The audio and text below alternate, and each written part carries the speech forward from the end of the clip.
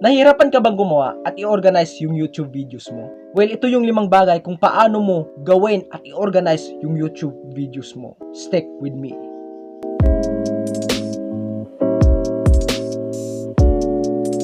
What's going on? Ako nga bas Kuysjam at welcome dito sa channel natin Kuysjamtv, at sa videong to pag-uusapan natin kung paano gumawa at i-organize yung YouTube videos mo. Pero bago tayo magsimula, make sure na kapag subscribe ka sa channel ko at na-click mo yung bell notification para updated ka sa every videos na i-upload ko sa channel na ito. Sana nakapag-subscribe ka.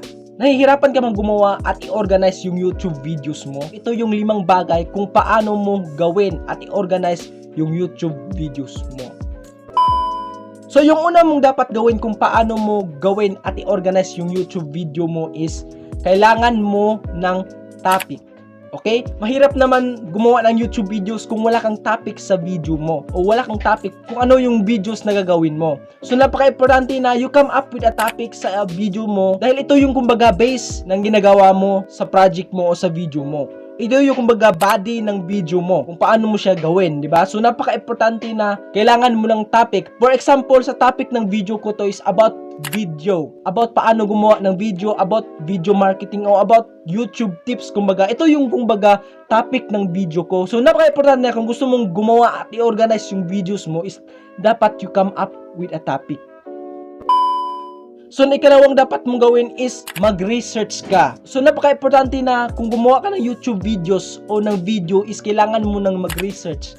Kasi kailangan mo ng information kung ano yung mga sasabihin mo sa videos mo. So, dapat mo talagang mag-research ka. Kung wala kang time, mag-research ka. Kung may time ka, mag-research ka. Kasi napaka-importante na kailangan may laman yung videos mo. Kailangan mayroong matutunan sa videos mo. Kailangan may makuha yung viewers kapag nanonood sa videos mo. So, napaka-importante na kailangan mo nang mag-research for information para sa video mo.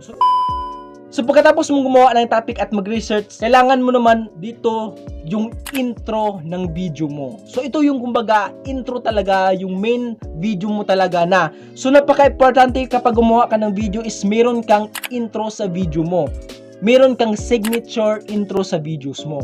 So yung signature intro sa videos ko is what's going on, ako ang Kuysjam at welcome dito sa channel natin Kuysjamtv. So yun yung signature intro ng videos ko, at every video na makita mo sa channel ko at every video na makita mo yun yung talagang main intro ko. So napaka-importante sa video o sa vlogger na meron kang signature intro sa video mo. Kasi ito yung kumbaga naaalala ng viewers mo kapag nagsasalita ka sa videos mo. Kapag na-view nila yung video mo is yun talaga yung signature intro mo. So napaka-importante diyan kasi yun yung kumbaga maaalala nila kung sino ba talaga yung, kung ano ba talaga yung video na kiniklik nila. At isa din sa mga bakit naging interesado yung viewers kapag nanonood siya sa videos mo is yung kung paano ka in-approach yung intro mo, kung paano mo i-approach yung intro mo, paano sila naging interesado. Meron, hindi naman lahat ng mga viewers na kumbaga kahit gaano pa yung kaganda yung intro mo, kung hindi talaga nila gusto yung intro na ginagawa mo is useless lang, is hindi talaga nila magugustuhan. Kasi nga hindi naman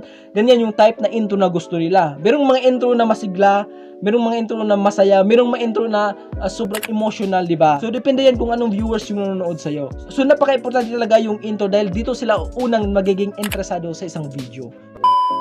So number 4 na dapat mong malaman sa paggawa at pag-organize ng YouTube video mo is body. So ano bang ibig sabihin ng body? Body yan ng video mo. Kung ito talaga yung main topic ng video mo, kung ano ba talaga yung pinag-uusapan sa video mo, kung ano pa talaga yung gusto mong sabihin sa video mo. So napaka-importante na kailangan mo dito ng body, at kailangan mo dito sa body mo is marami siyang information o marami yung sasabihin mo sa video mo sa body na to.